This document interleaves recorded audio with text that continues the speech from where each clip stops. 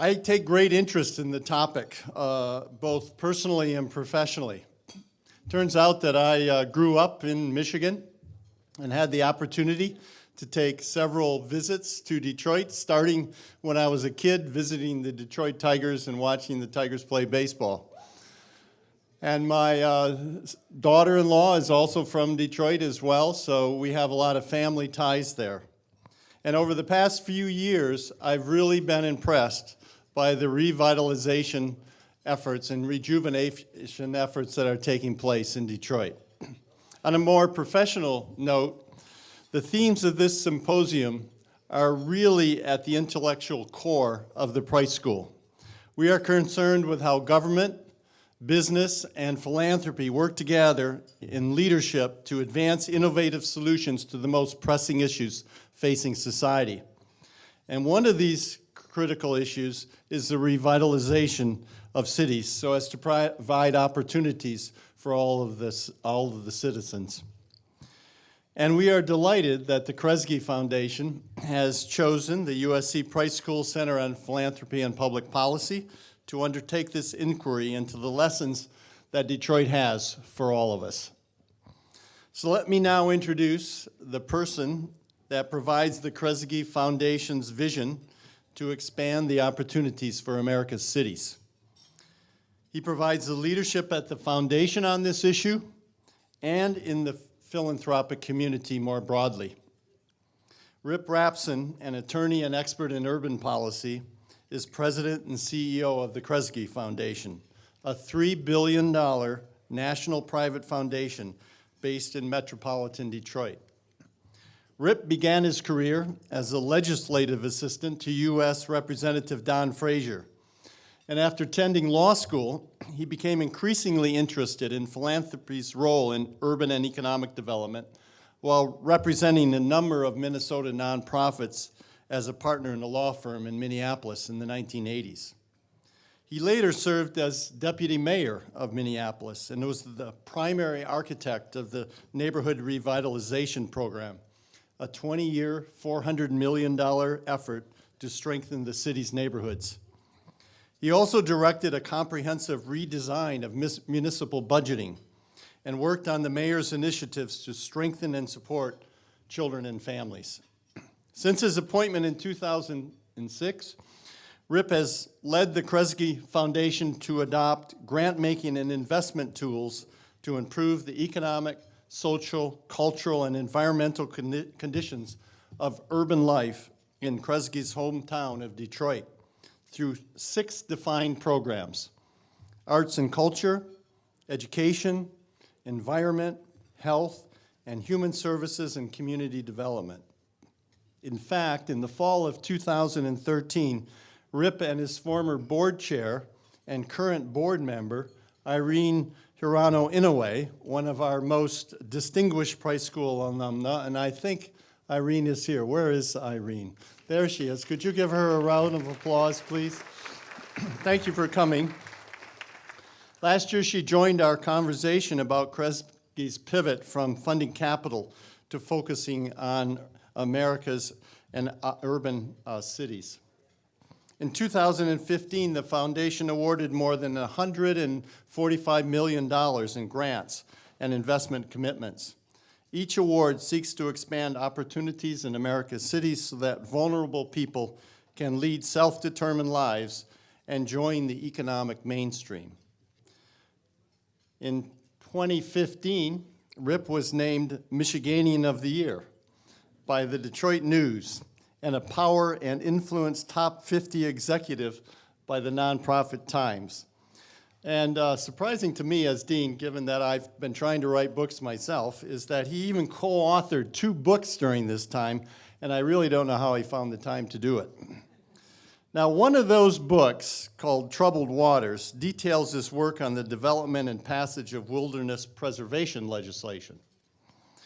As noted in the book, one of the most important coalition-building strategies for moving the legislation forward was drawing in the most influential national environmental organizations and having each of the groups make a commitment to pooling resources. That unity transformed the issue from a local dispute over national issues into a national debate.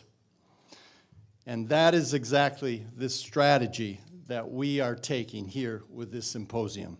So please join me in welcoming Rip Rapson, the President and CEO of the Kresge Foundation. Let me just say that I'm really sort of delighted to see so many friends and sort of fellow workers in this work in the audience. We intentionally tried to structure this in a way that wouldn't necessarily attract the same sort of audience that I think we often find at national conferences around cities and around community engagement. And I think the power of the individual teams and the individual communities that are here tonight, I think, will bear that out.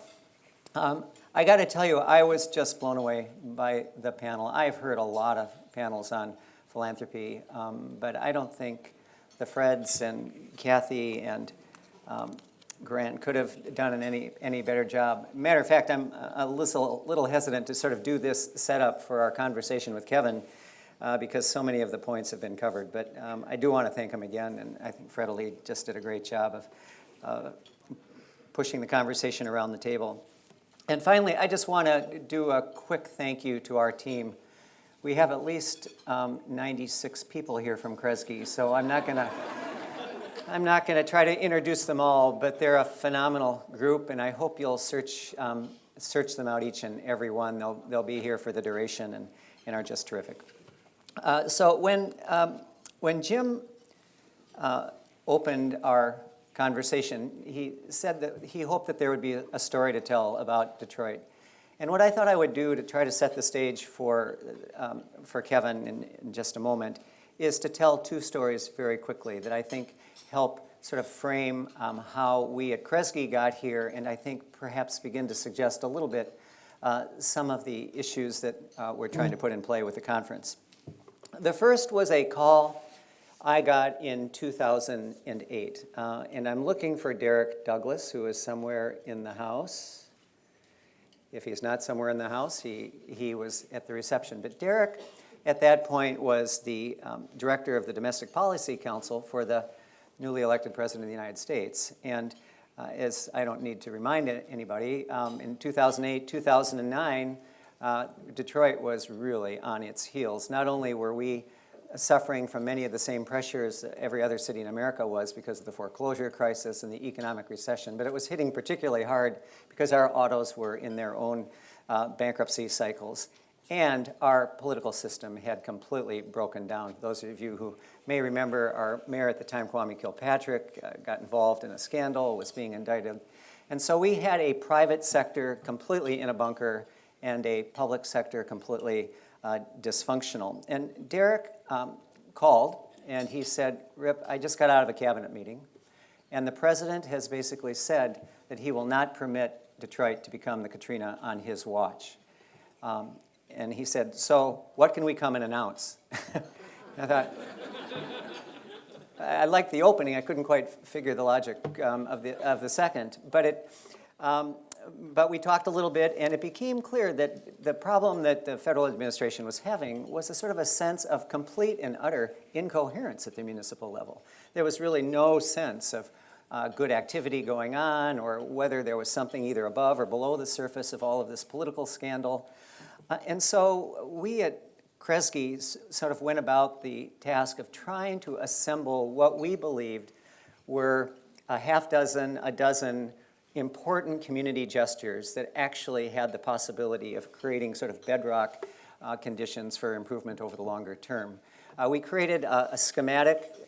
Fred alluded to this earlier, or someone alluded to this earlier, the drawings that I do. But it was just a schematic of 9 bodies of work in which we felt there was real capital behind the work, there was real leadership behind the work, and that if we could continue sort of making some progress, these could actually constitute, over the longer term, in the aggregate, something that would make a real difference in our community. And so it was everything from entrepreneurial development through a new vehicle that pooled money to to move money into the neighborhoods for small business development. It was bolstering community development and community-based financial lending into our main arterial Woodward corridor that Ben Heck at Living Cities helped us with, and Robin Hackey when she was there.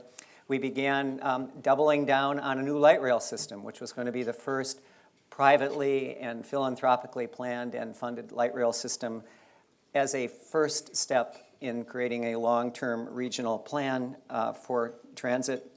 We began with Tony Griffin, the land use plan that you've heard a lot about, the Detroit Future City Plan. We put in play a whole suite of activities to bolster our arts and cultural ecology. At any rate, from side to side and top to bottom, what we had was essentially the beginnings of a blueprint for sort of a community agenda. The problem is that it was really for our own purposes. I needed to be able to answer Derek's question, right? Where is the coherence? Where might a federal government engage? And this was our way of trying to respond to that. But over time, a funny thing happened is as we began building out on that body of work, we essentially took the drawing, turned it sideways, and created work plans for each one of those things.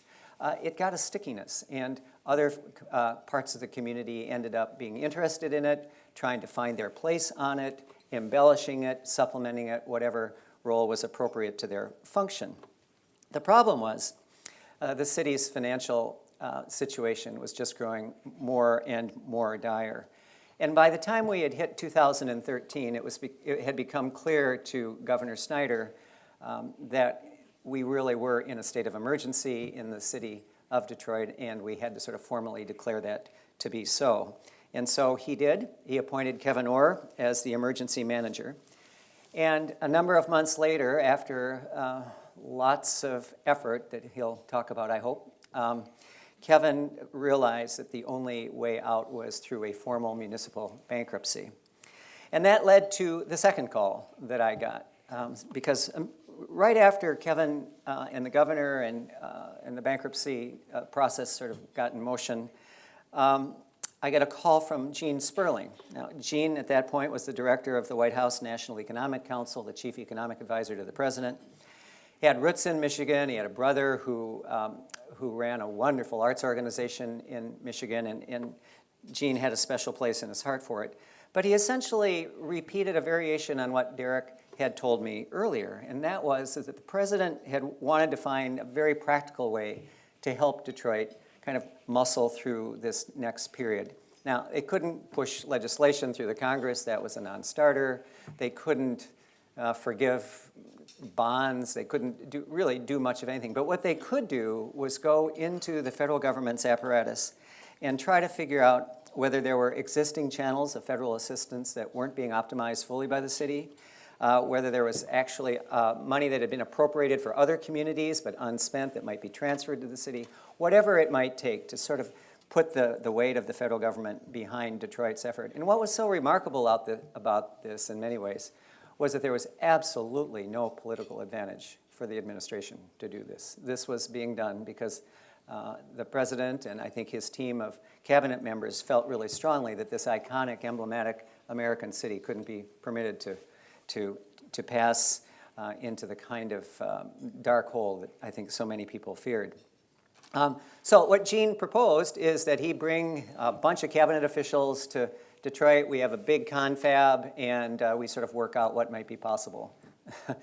And with all due respect, I think it was the sort of the same sort of impulse that Derek had suggested earlier, which was, I think, the wrong one, which is rather than sort of going to work on nuts and the bolts of what needed to be done, I think there was a little bit of an impulse to sort of make this big grand announcement in the absence of real work being done. And so I suggested back to Gene instead that he give us 2 or 3 weeks and that we would pull together local intelligence combined with some national intelligence. We work very closely with the Brookings Institution, the Ford Foundation, and others to try to map out what possible federal flows might be helpful to Detroit. It was sort of both trying to tap what we knew about what was out there from the federal government, but also giving them some ground truth about what actually might take in the city. And so we did that. We took about 3 weeks and pulled together a 20-page paper. At the same time, Gene was pulling together a suite of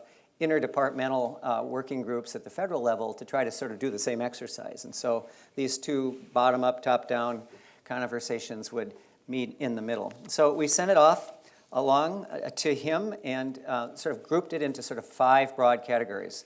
Housing, as you all don't probably need to be reminded, we had just a horrific housing problem with some 70, 80,000 blighted and abandoned properties in the city. We grouped a series of ideas around public safety, transit, transportation, technology, and then sort of the capacity of the mayor's office to get things done. And so I then got another call from Gene, and he said, well, why don't you, I think we've had a chance to sort of vet all of this. Why don't you come on out and bring folks who have enough knowledge so that we could have an intelligent conversation with some of the federal representatives. So we got Dan Gilbert, many of you may know from Quicken Loans, who it's a whole nother story we can talk about. It's a wild example of a private sector actor having just a profound influence on the place.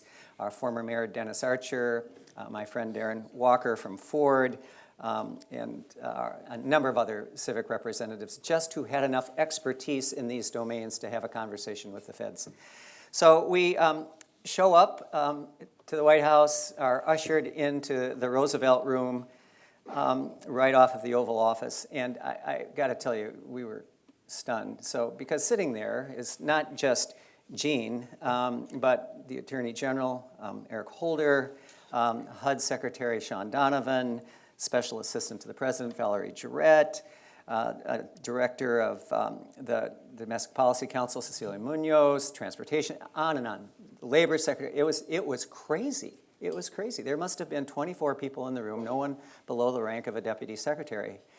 And we proceeded to spend the next 2.5 hours going through these 2 kind of white papers. They had sort of prepared a response to ours. We had sort of buttressed up ours and ended up sort of going piece by piece through all of this. And at the end, he basically said, well, I think we've got something to work with, and I'll go back and I'll take it back to my interdepartmental teams, and we'll figure out how to get this done. And sure enough, within just a couple of weeks, Gene called back and said, well, now can we bring the cabinet folks to Detroit? And I said, sure, you got something figured out? And he had.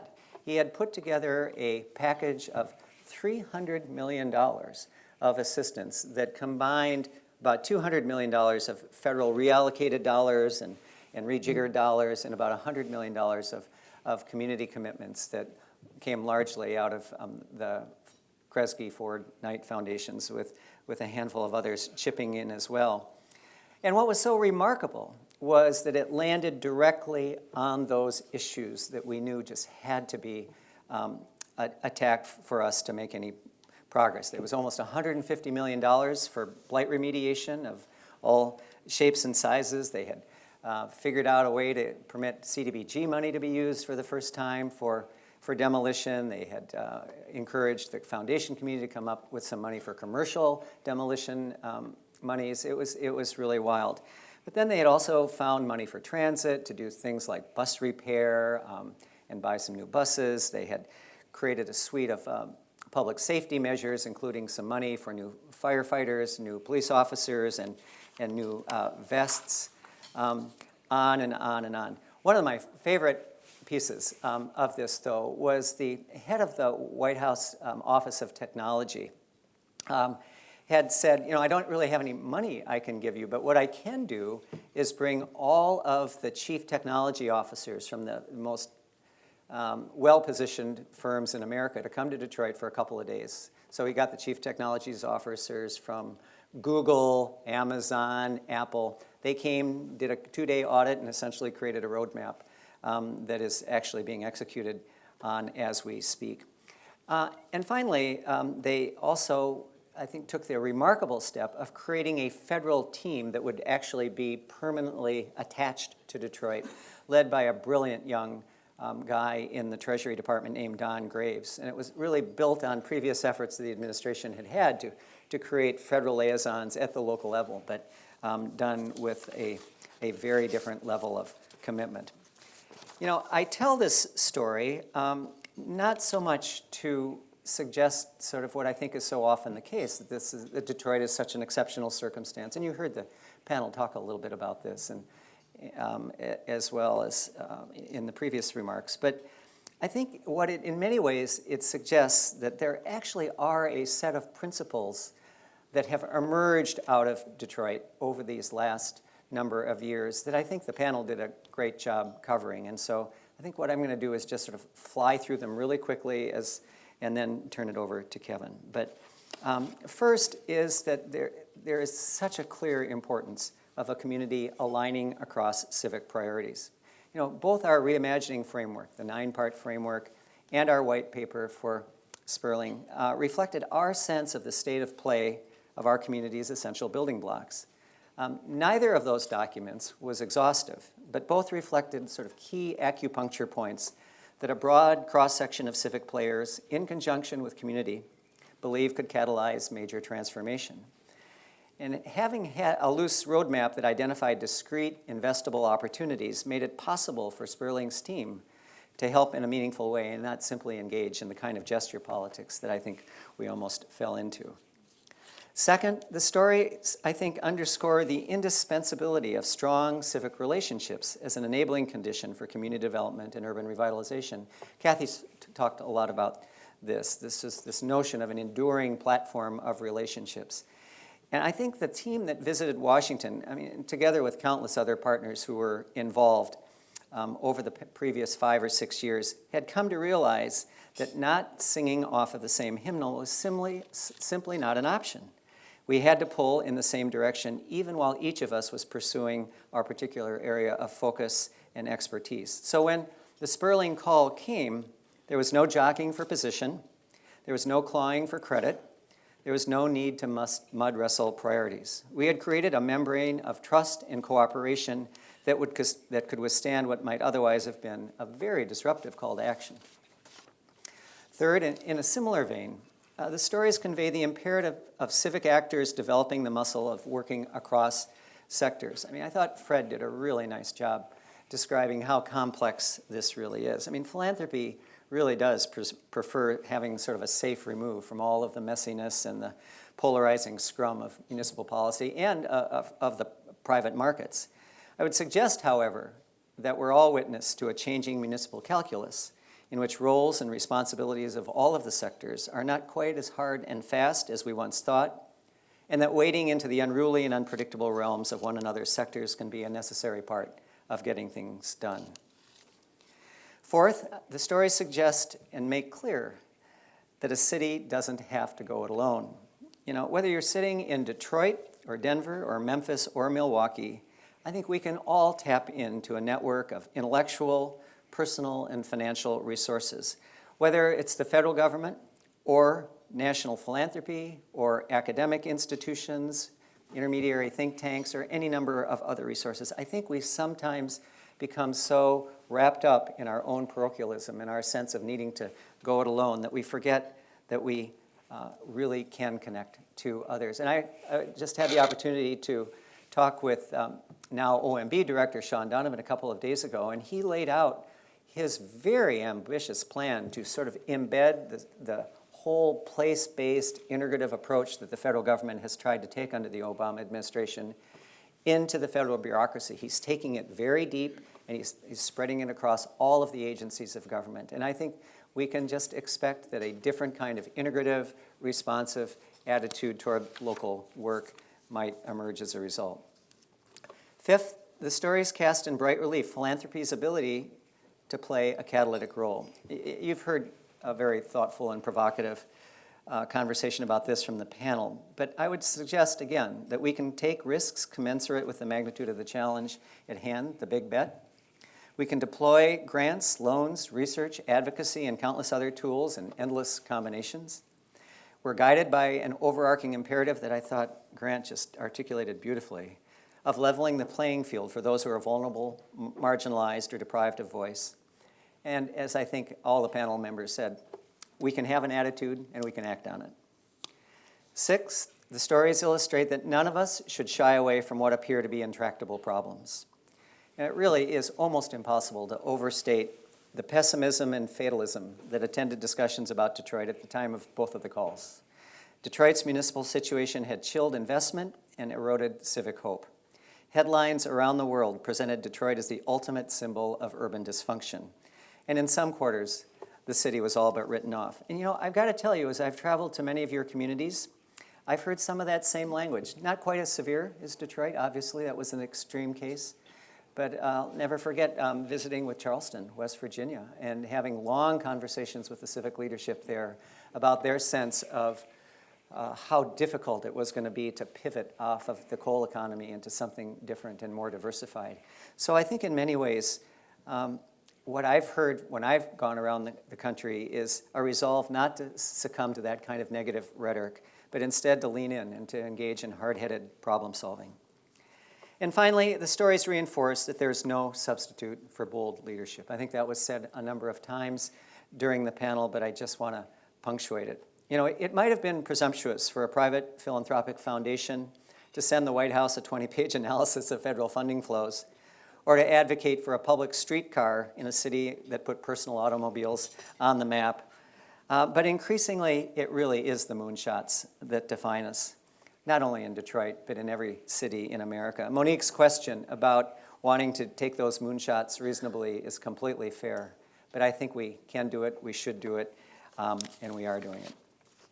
So I actually got a third call that I'm not going to tell you a story about. It was a number of months after the Sperling engagement. This was from Chief Judge Gerald Rosen, who was the Chief Judge of the Federal District Court in Southeast Michigan, but who had been appointed the mediator under our bankruptcy proceeding and was engaged in a really complicated dance of trying to pull all of these strands together. And he told me that he had an idea about how philanthropy might contribute to the resolution of the bankruptcy. He was wondering if I could have dinner with him.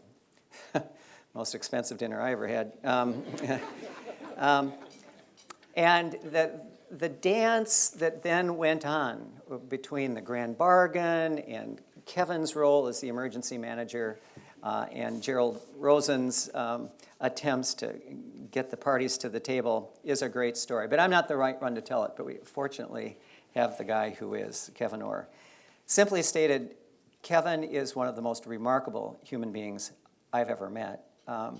You've got your biography in your packet. I'm not going to go through that, but it doesn't even do him remote justice. One of the principals of the bankruptcy said to me a little while back, he said, there are only two people on the planet who could have structured the emergence from bankruptcy the way it was.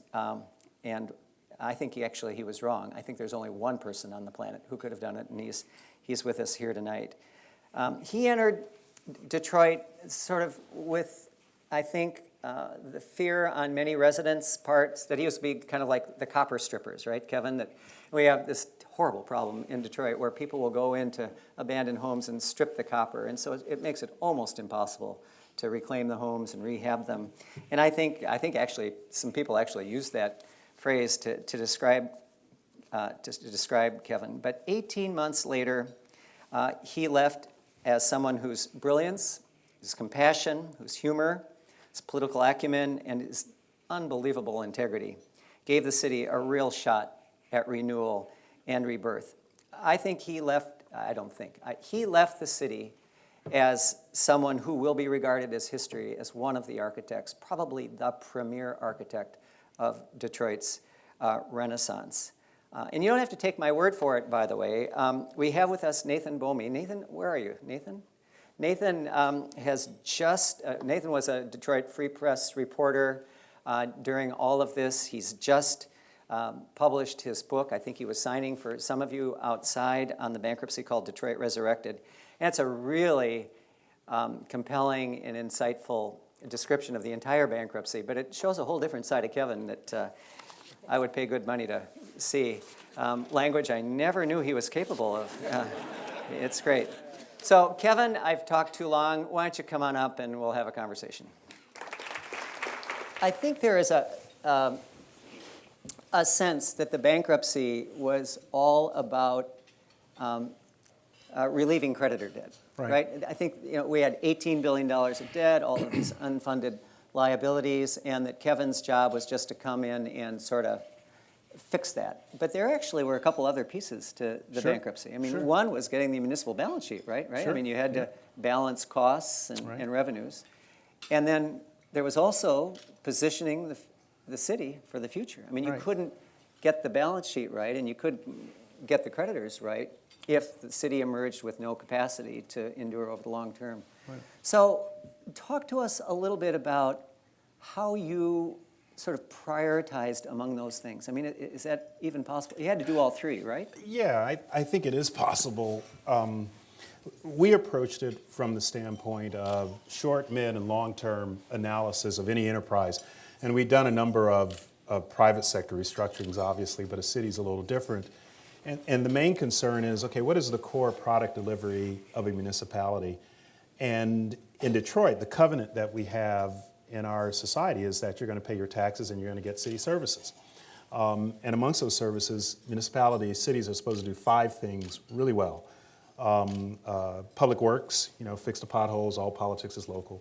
Public safety, public health, planning and zoning, finance, tax and administration, and parks and recreation. You can do enterprise things, like parking, bus lines and other, but those 5 things are at the core of what you're supposed to do. And by any measure, when we came into the city, we were pretty much failing at most of them. Our response times on police were 50 to 58 minutes for Tier 1 crime.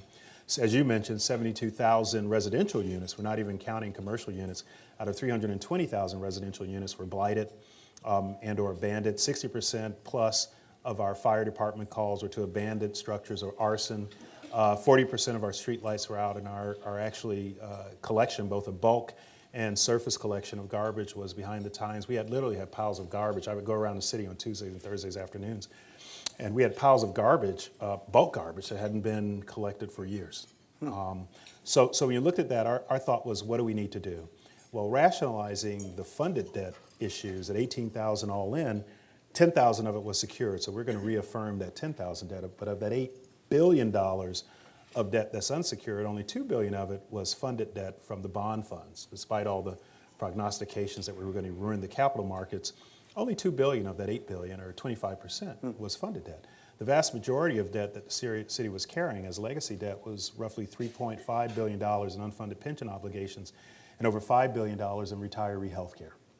So when you looked at the obligation of the city, the reality is the retiree health care was the single largest portion of city obligations going forward. And so we were thinking, okay, what's sustainable given the unsecured debt load that we have? What do we have to do to rationalize city operations so we start performing or get on a trajectory to perform at least an average or above level for a municipality? What do we do so that the city's balance sheets and operations are sustainable going forward so it can pay go?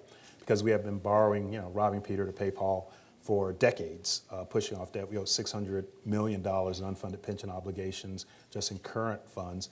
We had a structural deficit of our budget. We took in $1 billion in taxes on the general fund, and we spent $1.2 billion every year, so 20% we would build up year over year as an unfunded obligations. What do we do to rationalize that? And then 3, how do we preserve the value proposition for when we exit? Anytime you go into a restructuring, the first question you ask yourself, just like CEOs of large corporations, what's my succession plan? That succession plan may be off for a CEO for 10, 20 years, but what happens if I get hit by a bus? What do I have in place to make this thing keep going? Because there are jobs that are on. So our view is, what is our exit strategy when we get out of here? How do we preserve that value proposition? And fortunately, I had come out of law school in '83, went to Miami. Some of you may remember in the '80s, Arthur McDuffie, a black motorcyclist, was beaten to death by 6 cops who then venue was changed. They were moved over to Tampa.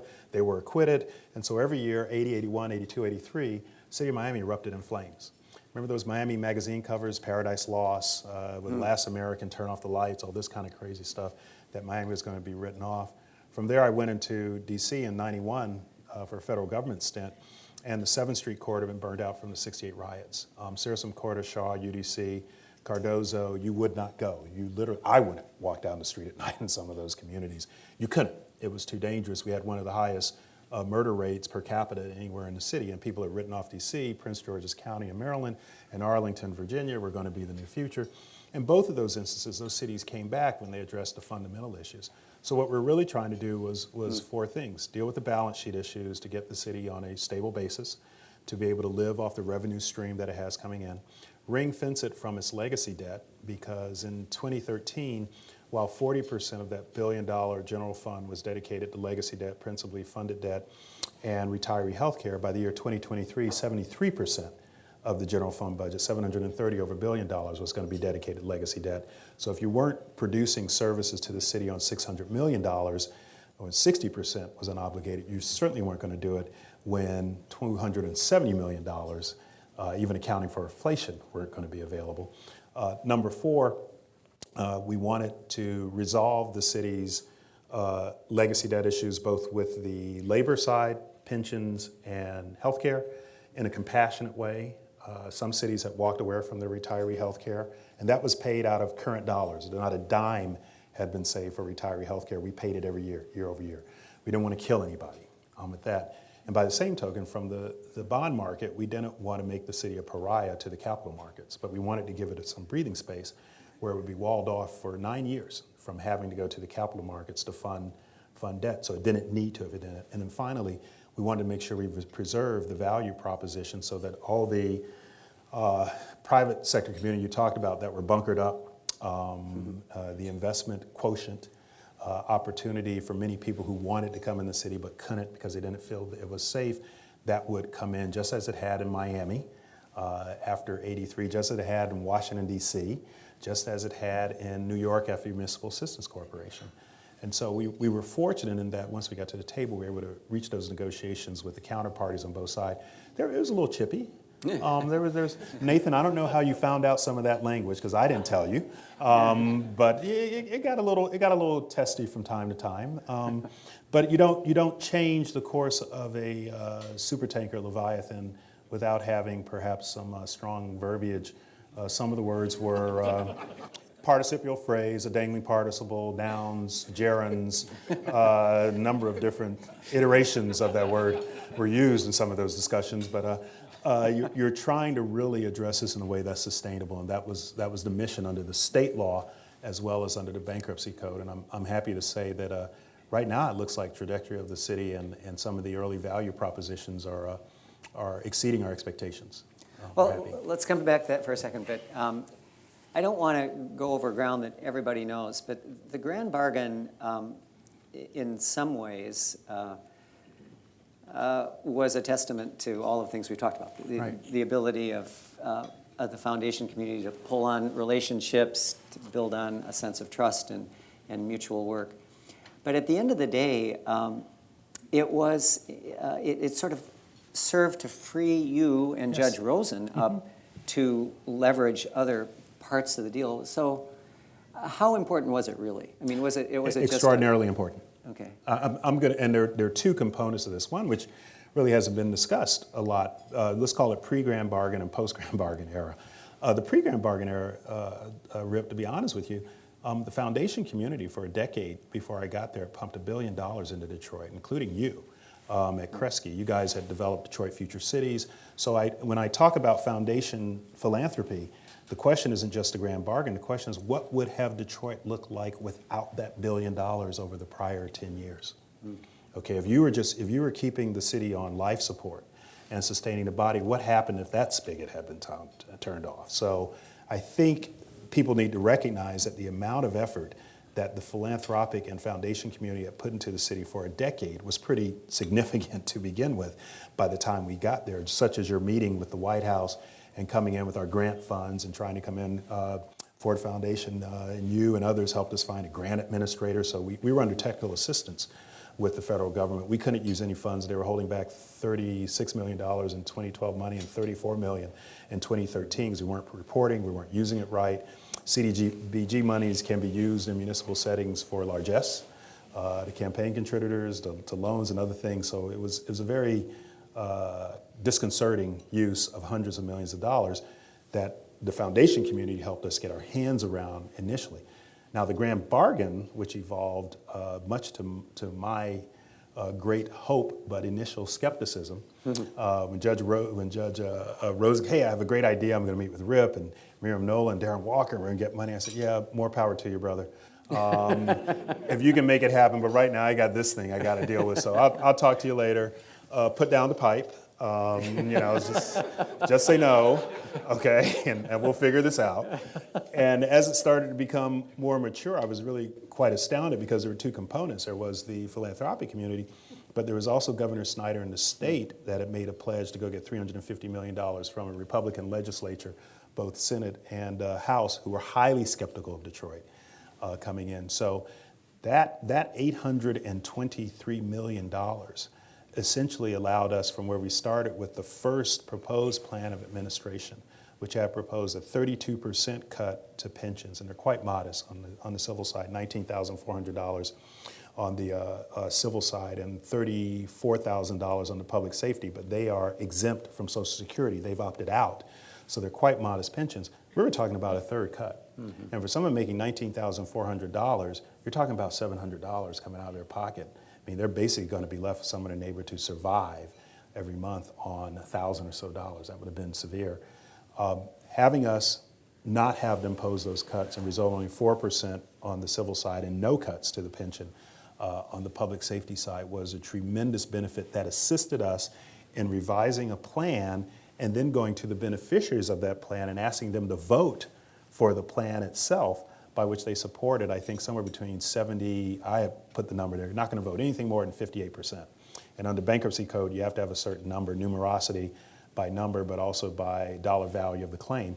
And I thought we were going to be razor thin on getting that. It was overwhelming. It was almost 80% voted for the plan, which included the cuts on the civil and the police side. Okay. And the grand bargain did that. Well, you know, we really were worried that the pensioners would not accept the deal. Yeah. Because there was such a sense that they had already given so much. Yes. That even 5% or a 10% reduction in their benefits just violated not only their set of expectations, but violated the state constitution. So I know that Judge Rosen called me all hours of the morning, worried about the ballot count. No, he called one time and said they had met with a group of the ecumenical community who said we weren't running the vote right. It should have been run like a political campaign, which meant walk-around money. And they were coming to us and say, hey, you got to go run this like walk-around money. So I had Bill Nowling, who was my, I call him my wartime consigliere, but he's also my public affairs guy. I said, Bill, work up a budget on what it would take to run this thing. And he came back to us and said, well, we're looking at about $180,000 to give him. I said, we're not going to do it. We're not going to do it. We're going to rise or fall on the merits of what we've got. We are not going to run this like a political campaign. This should be done without ideology. Now, we were being sued by 26 different lawsuits contesting the constitutionality of the filing, the imposition of state law and federal law, and the appeal of the judge's decision that federal law, federalism trumps state law. But I said we're not going to be shaken down. But I will spend $600 to buy buttons for the retiree community so that we could have those. And to be honest with you, I was very concerned that it would probably be one of the most significant flameouts in the history of bankruptcy law if we didn't get that vote. And what it would mean, it would be a crisis. It would be a free fall because we'd have to hit reset, come up with a different plan. The money was going to go away from you and your colleagues, and it would have been a thermonuclear meltdown. But I felt it was very important that we, stand and deliver based upon what we thought was right, as opposed to sort of capitulating to the regular order. If for no other reason, we thought we were fair, we thought it was an opportunity, we thought it was exceptional that we found this money. And I really believe that the people of the city, but also the pensioners, were fundamentally rational people, and they would get to the right result. And you have to believe in that at some point. Can you talk a little bit about your relationship with the community? I mean, it was rocky at first, wasn't it? The Honorable Reverend Minister would come up from time to time, you're an Oreo and the sellout and Uncle Tom and every other pejorative. He'd bring Oreo cookies every morning for the first 3 weeks to City Hall and tape them on the door, black on the outside, white on the inside. My last name's Orr. I've heard Oreo since kindergarten. So one day I went down and said, Honorable Reverend Minister, if you brought some milk, we could have a snack. Oreo cookies are quite delicious. But the serious, that was sort of a lighthearted moment. And we subsequently called me up and said, hey, will you go out to American Coney Island, have conies with me, hot dogs with chili on them? I said, sure, of course. And he said, hey, I'm sorry about all this stuff in the beginning. What can I do to help? And I said, look, no problem. Don't worry about it. You do your thing. I'm doing my thing. He said, okay, cool, but hey, also, can you take a picture of me and my grandma for my Facebook page? I said, so I figured at that point I sort of had arrived. I did my tormentor's Facebook page. I gained some currency.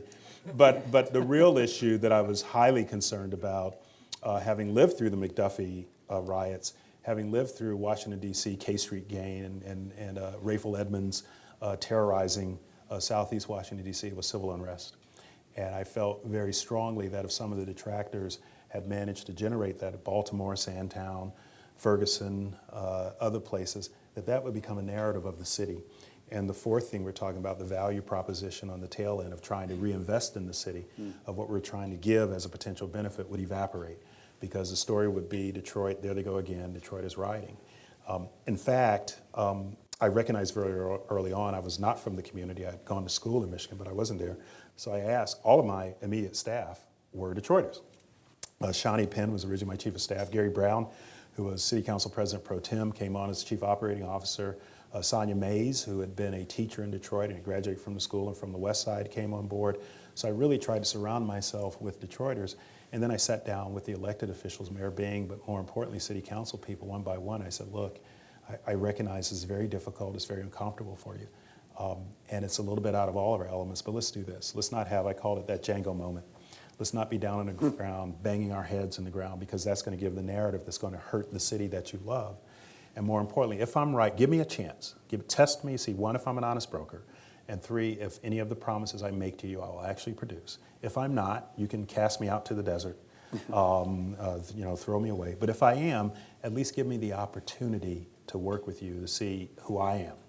And as a testament to that, my first two orders, actually, as emergency manager, were to restore, delegate authority back to city council in the ordinary course of business and restore their salary and benefits, which had been suspended under 436, which some emergency managers had not done.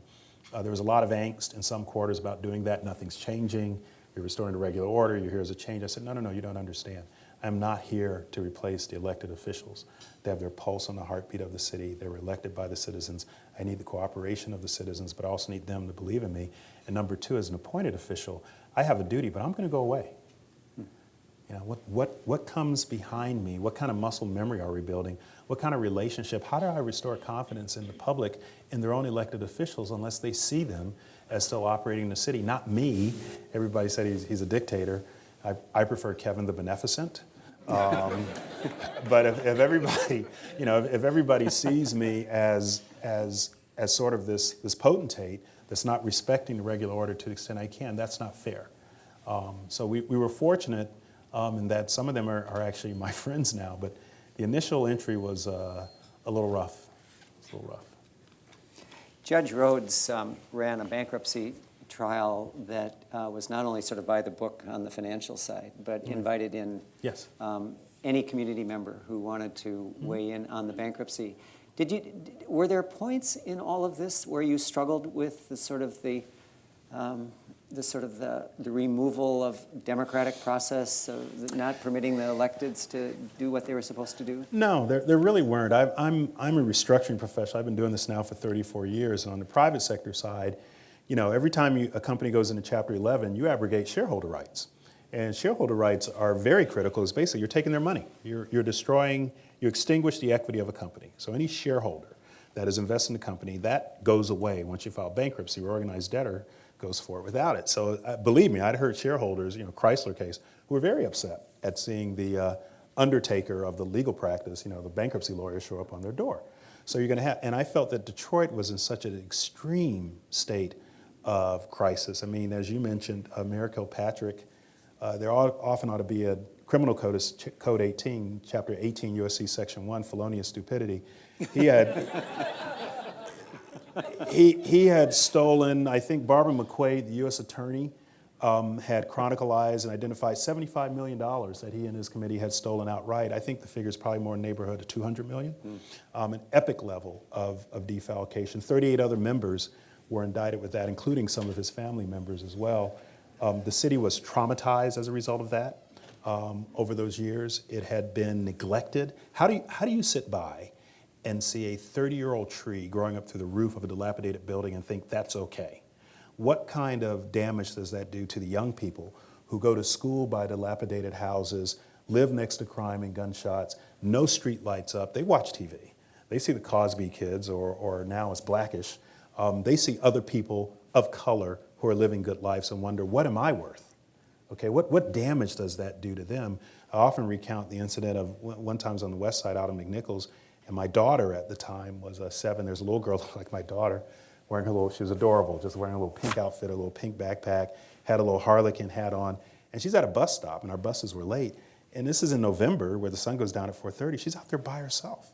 None of us would allow our children to live that, to walk through dilapidated houses, sit out on a bus stop, a little girl by herself. What does she live with day in and day out? So I felt very strongly that the city was desperately in need of restructuring. And yes, democracy in a sense was going to be suspended, but receiverships have been occurring since the king began granting tariffs and commissions to the Royal Navy. So a temporary suspension of democracy in a receivership to set the ship back on course, get it right, to me was eminently necessary, and I didn't feel uncomfortable about it at all. I know some people did, but we had 2 elections when I was there. We had the statewide, and then we had the mayoral. And the first white mayor in 30 years was elected on a write-in ballot. Nobody was upset about democracy when his opposition, allegedly, his name was Mike Duggan, D-U-G-G-A-N. They went out and found a Mike Duggan, D-U-G-E-O-N, when he was thrown off the ballot to run. Mike Duggan, D-U-G-E-O-N, was a black guy, was a barber, 38 years old, never voted in his life. So they put him on a write-in ballot, thinking cynically that the 83% African-American city, 40% low and moderate income, would not know how to spell the name of Mike Duggan, the white guy, D-U-G-G-A-N. Mike won the ballot. They then contested it at the county level. The county board refused to certify. They had to send it to the state on a recount over the weekend. They did the recount, found out that Mike Duggan, the white guy, D-U-G-G-A-N, had won more votes than he originally was certified. Okay, so that was an attack on democracy at the core level, and he had to fight to get into office as a reformer, but people accepted that. So I felt very strongly that this was needed. I felt that we were going to try to do it in the right way. I thought we were going to try to be fair.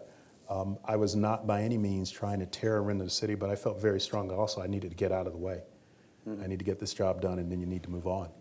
Well, let's talk about that. So you got the job done. You moved on.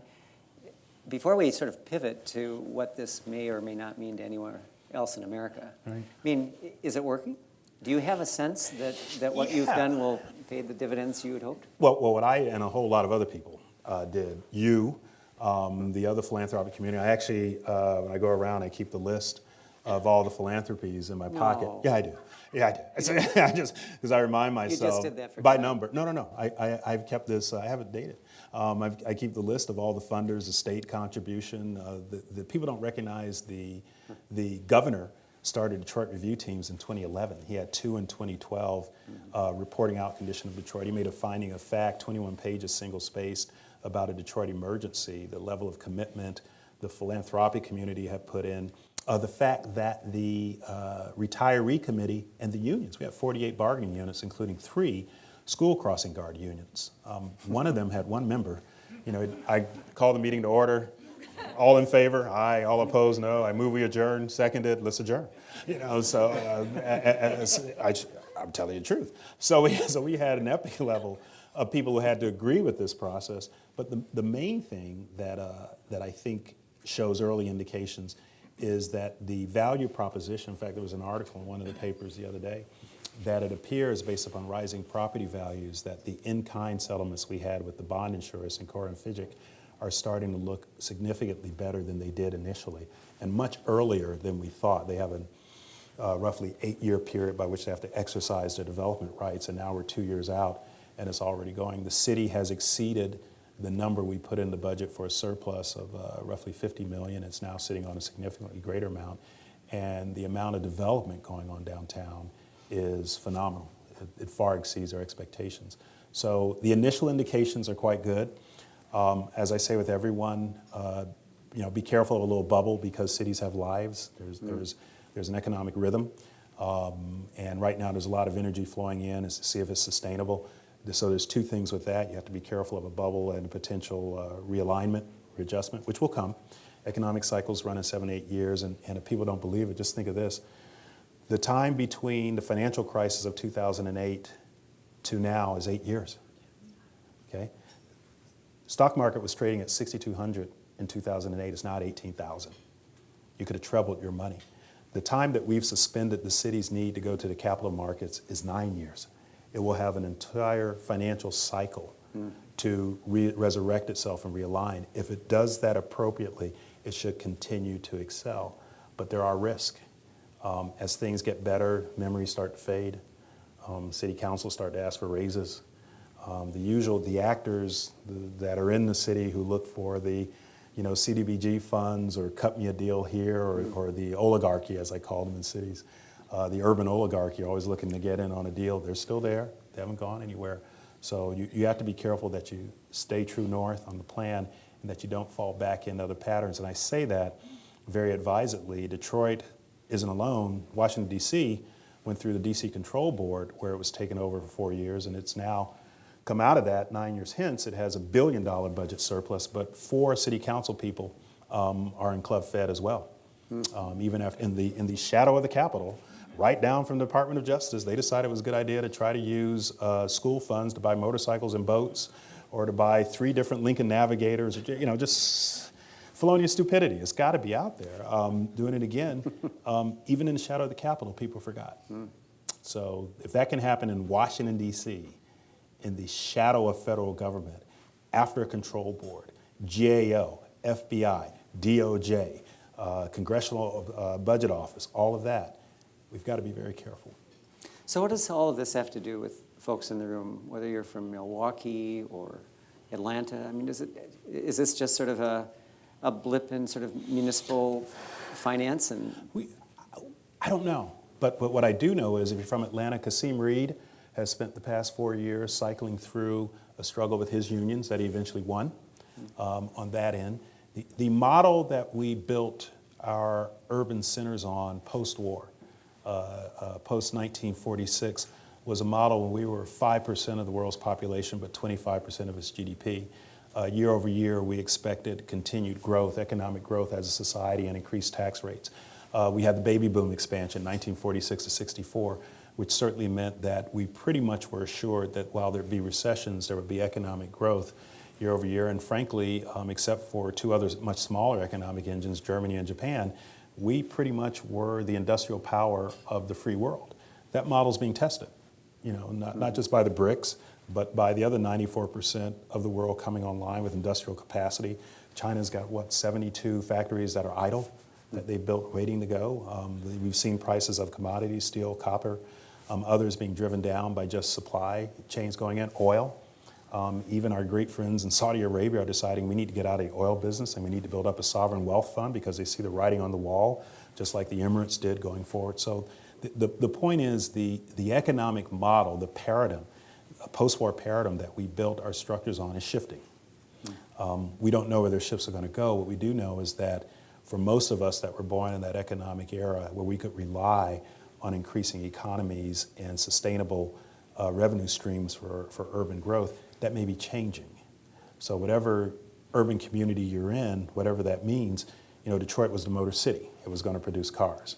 New York was a manufacturing center. It had to shift and change to a sales, service, finance, and real estate center.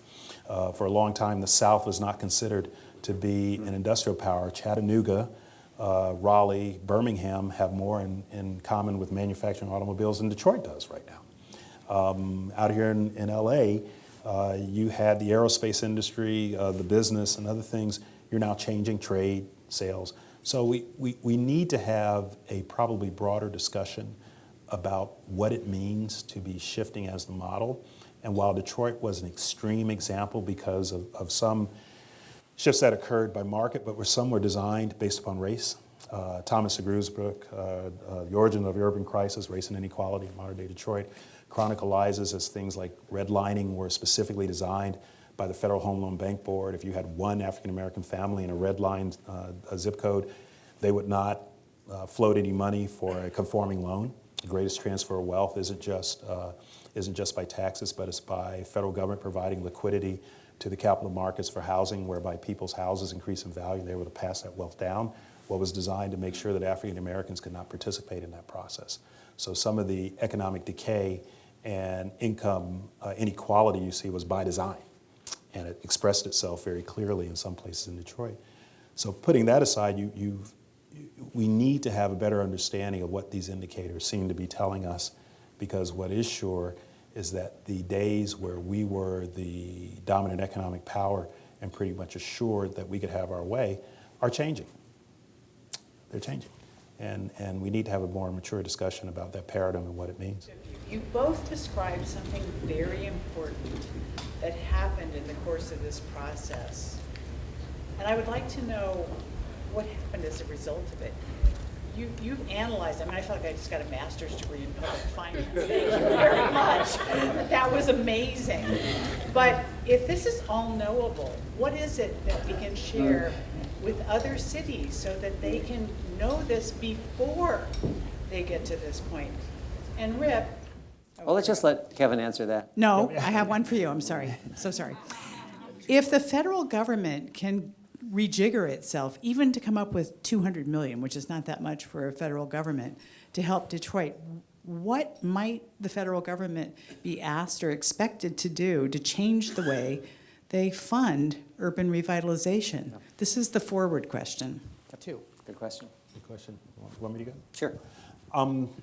There are people, I would hazard to say, in every municipal setting where there is a financial oracle or wizard who understands everything I've talked about. There are people who have access to forecasts, legacy debt, what capital markets, cost of capital is going to be, how it's expressed in rate of return in pension funds. You have 8%, but that's never happened. We know that the average rate of refund is 4 or 5. The lowest is in Washington, D.C. at 6.25. The second lowest is Detroit. We negotiate 6.75. May have been too high, but that's the best we can do. But it's better than the average nationwide, that is 8 as an annual rate of return. There are people who know this. The issue really becomes the political will and the ability. Structurally, and I'll analyze that in 3 ways. Structurally, some municipalities are prohibited from addressing these concerns pursuant to negotiating collective bargaining agreements. If you have a collective bargaining agreement for 3 years that says you can't change certain assumptions going forward, then even though you may know they're not working, that's what your contract in the ordinary course you're bound by. In Detroit, the state constitution, Article 9, Section 24, said vested pension rights shall not be impaired. So if you did not have the bankruptcy, and not to mention the impairment of contract law under the federal constitution, you could not change those rights. So even though you know that they're creating debt that you can never pay, you can't do anything about it by contract. The second thing is the political will. You know, I actually feel sorry for politicians, because in order to get elected, you have to go out and make deals. You have to make commitments. You have to reach your constituencies. You have to find your supporters, and then you have to go into office and try to deliver on those deals in good faith. I'm not talking about bad faith, Paul. I'm talking about politicians of good faith. Well, that's going to ring fence and hamper you from your ability to go back to them and say, I know what I said to you in October and November. I've now looked at the balance sheet of the municipality. I can't do it. I'm going to break my promise to you. Okay, you're going to be turned out. That's it. Okay, and there's going to be an effort, and they're going to, you know, and so it's very difficult on the second level. Number 3, in the ordinary course of doing things, for instance, some of you saw the chatter we had in the bond community and the ratings community. It is fearsome. You're going to run your state. You're going to drive your credit rating down. We're going to punish you. I remember one of the articles from the bond insurers, we're going to punish you from doing this. We're going to make you an example so we can stop it. Not to mention the doctrine in the GO bond markets, UTGO, LTGO. All bonds are backed by the full faith and credit of the issuer, so that you have to pay us. For some in the UTGO community on limited tax deal obligation bonds, where there's a referendum that has let a millage, a revenue stream, they have a very good argument that if you don't collect that millage for them, you can't collect it at all. So you are duty bound to go out and get that money. So both on the labor side and on the financial side on a regular order, it is very difficult to adjust it. It is easier in the regular order for people to default to, I'll just kick it down the road. If I can keep this thing going, not on my watch, and that's exactly the problem. There's $3.5 trillion of unfunded pension obligations in municipal markets. Puerto Rico takes in $10 billion, it spends $12 billion, it's got $70 billion in funded debt all in. You cannot pay it, and we're not even talking about their pension and retiree health care costs. Their $70 billion is only the funded debt. So where is the political will to bring together and say, and here's the real issue, for everybody in this room, we can kick this can down the road for the rest of our natural lives. For our children, who are going to be confronted with a different international environment, different labor costs, we're saddling them with an immoral obligation. And there's very little political will, both structurally, but also in terms of just will to deal with it, to adjust it. It's a real problem, and I don't know the answer, other than to go out. I think what it does take, though, at a federal level, an urban policy summit. And the way you start is just telling the truth. Guys, we've got too much debt on the books. We cannot pay it. How are we going to resolve this? And think of it this way. If you get at it, if we did this in 2006, and you went to pension boards and say, let's invest your money in a Dow Jones Industrial Index stock. Our underfunding was $3.5 billion. We got $1.5 billion in 2005 and 2006 in cash. We doubled down on that bet in 2009 by going into a swap transaction where we took the upside bet that interest rates were going to go down. Between November 2008 to March 2009, Bernanke, Baird, and Paulson, 3 Republican operatives, introduced the TARP program, Troubled Assets Relief, Economic Stimulus. Bernanke flowed $1.5 trillion of liquidity into the capital markets in 8 months. I dare say that Econ 101 will tell you, supply and demand, the more money you put into the capital markets, the higher probability that interest rates were going to go down. We took the bet that they were going to go up, incurring another obligation of $500 million termination fee. So in the span of 4 years, the city of Detroit, with a $1 billion general fund budget, assumed $2 billion of additional debt, supposedly to fund its pensions. Felonious stupidity. That was just bad judgment, bad efforts. But even then, if they'd taken that $1.5 billion and put in stock, they would have had $3.5 billion. They would have been able to fund the entire pension amount and declare a dividend, but they didn't. So we have time, you have opportunities, but it takes the will to preach the gospel of the truth and then say, this is the solution. It's going to be harder. You can't lend money to your campaign finance manager for a hotel. You can't invest in a casino down in Mexico, a private jet, and an amusement park in the Cayman Islands. All true examples. Okay, all true examples. You can't do that. You have to be more disciplined. We need to have that discussion. Kathy asked, how is it possible to imagine engaging the federal government in anything that bears any resemblance to their level of commitment to Detroit? That is a conversation we had explicitly with the administration. Sean Donovan, in particular, when he was the HUD secretary, worried about that a lot. He felt that on one hand, he had a clear mandate from the president not to permit Detroit to go south, but on the other hand, he had to figure out a way to begin creating an ethic among federal agencies that how the community defined its challenges and how the community defined its needed response had to somehow permeate up. And so he began with something called the Smart Cities, Smart Communities program. I think it was in 8 or 9 communities where they would sort of do a mini Detroit. They would deploy people into the community. They would try to use those folks sort of as navigators to help the federal agencies land in places that the local communities wanted them to. And I don't mean to put too much stock on one person or one act, but when I talked with Sean the other day, I mean, his idea is that you actually can train federal agencies to behave this way. You can actually take career civil servants, not the political appointees, run them through a whole series of trainings and exposures, have them go to school on Detroit, have them go to school on any number of communities where they've worked, and try to begin creating sort of a sense that they are there really to serve. I think, frankly, in such a big, complicated enterprise as the federal government, that's not a bad place to start. And he is hellbound to get this into the water system before the Obama administration leaves. It may or may not get picked up by the next administration, but he's actually landing it not only with a whole suite of trainings across the federal government's waterfront, he's also trying to embed it in particular parts of legislation. So if you have a promise zone application, he's sort of rejiggered the whole way that's going to be done. And, I guess a long way of saying leadership matters. I think whether it's leadership at the local level, actually telling the truth, trying to figure out how to read a balance sheet properly, whatever the issue is.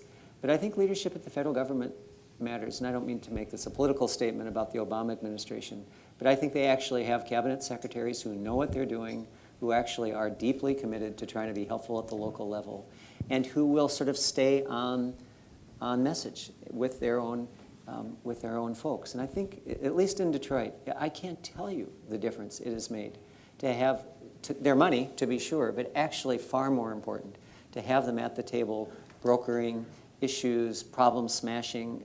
Just one of the things that came out of our meeting with Sperling was we had an issue on the rail project, a regulatory issue that was just tying us up in knots. Well, it makes sense. They don't know how to fund into a private nonprofit philanthropic consortium. It doesn't meet any of their regs.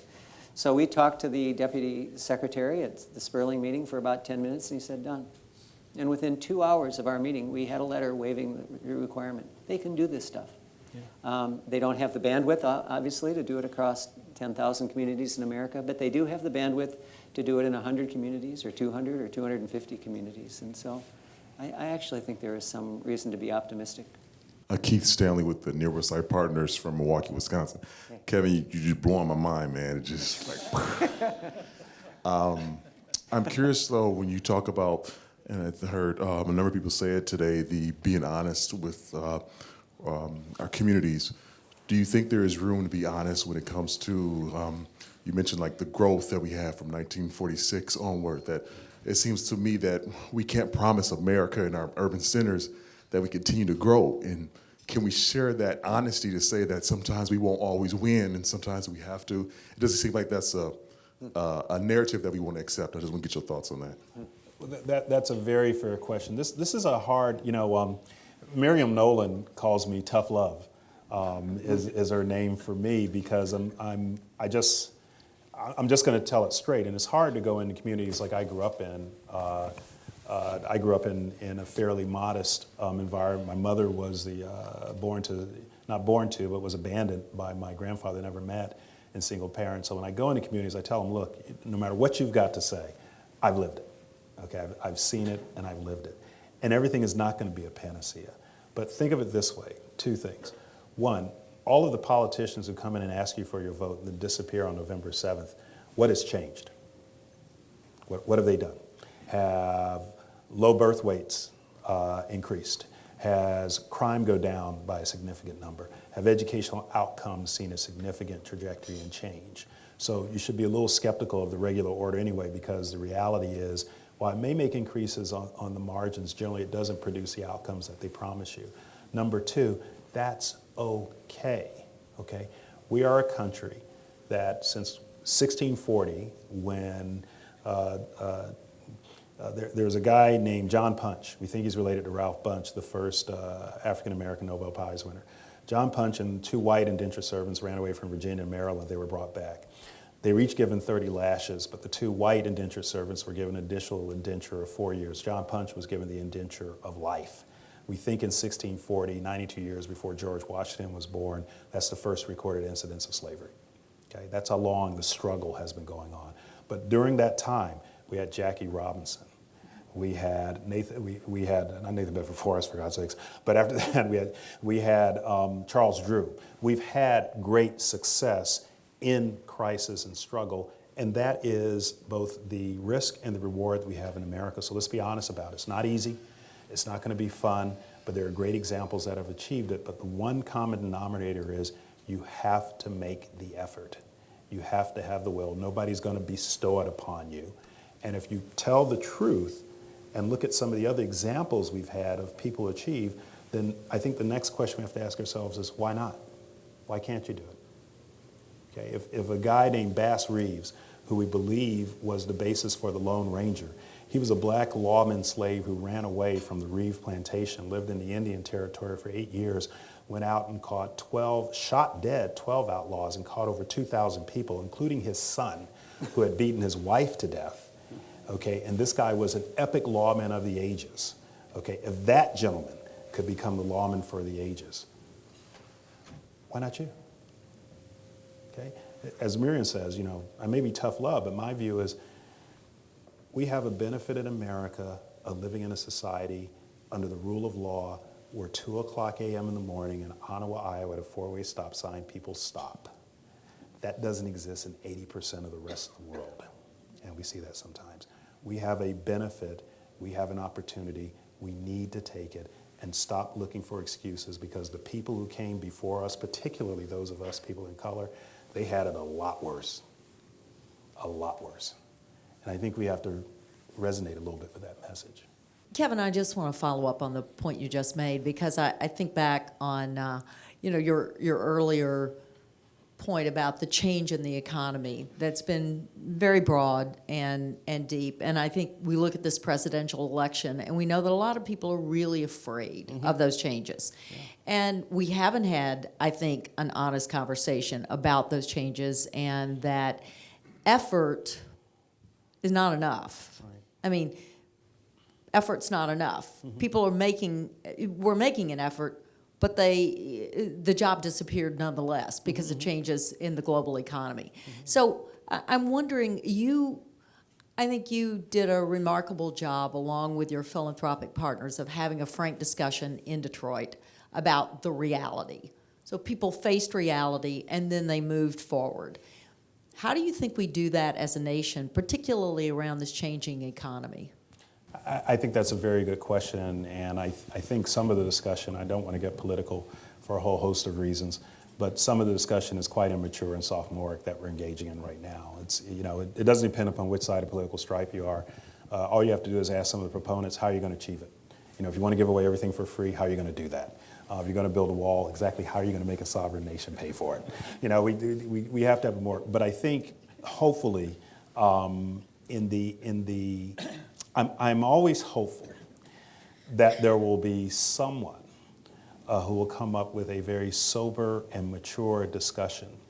I'm very hopeful that she will.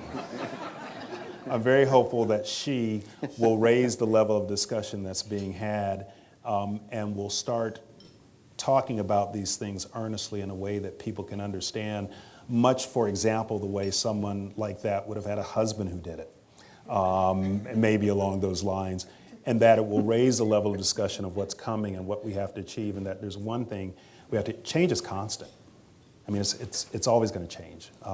The question is, how do you prepare yourself for change that's coming quicker, for the economic models that are changing, for the covenant that is under challenge for people? You know, in all fairness, in this current environment, there are working class white men who are engaging in an epic level of suicide. Okay, that is higher than it's ever been. That's an expression of how frustrated and scared they're, and nobody's addressing their concerns about what they need to do to reinvent themselves and be prepared for the new economy. Nobody's going to the community college and say, we may need to have job training and retraining, say between 6 and 8 at night so people can do it after work. We need to have correspondence courses so that they can be prepared. Think of it this way. You talk to someone and say, you know, the coal job is gone, but the job for a lineman pays $150,000 for a power lineman. And when power goes out in the summer and winter, those jobs go Ohio, Pennsylvania, everywhere, and you get your per diem paid. If you can be retrained to do that job, okay, there's an opportunity for you to make significantly more money than you would in a coal mine. It may take you going to a community college, it may be difficult, but you can retrain yourself for an economy that's coming. We need to size and price it, what the risks are. It's different by region. It may be different in opportunities, different by age and trance, but we need to have a discussion about what we can do, and we're just not having that discussion. And you need to tell them that help truly is on the way, but it may require more effort than they initially thought they would in their lifetime. But the years of 30 years and out and then living another 50 years on a pension, that ain't working so well. That ain't working so well. So we need to do something else. I think we've just identified our new vice presidential candidate. No, not me. Is there any possibility that any campaign would seek out your advice on? No, actually, I kind of meant it seriously. I mean, Yeah. if you would hold that hope out for a candidate, I mean, could you imagine her asking you to come in and sort of laying out a? Sure, you know, be honest. Look, I'm a yellow dog Democrat, and in 2008, we supported Hillary Clinton's foreign policy symposium at our firm, and I suspect I'll still. I'm happy to talk to anyone. In the interest of full disclosure, I'm actually going to be on a panel at the Republican National Committee on July 18th with Dan Snyder talking about economic development. This reminds me of Detroit, where one weekend, you know, Mike Duggan was at NAACP convention, the white mayor of Detroit getting a standing ovation, and I got one at a Republican caucus, and I thought we were at the different meetings. I didn't. I couldn't figure it out. But you know, my view is, look, we're all Americans. You know, we've got real enemies out there. They're trying to kill our children. We're all Americans. We need to figure this stuff out together, and solutions and ideas are not ideological. Wherever they're coming from, we need to have an honest discussion, but we need to get by this chatter and name calling. It's just silly and it's beneath us. I don't have any hope that's going to happen, but that's sort of how I think about it. Okay, we thought we'd send you to bed on that one. Thank you. Thank you. Thank you.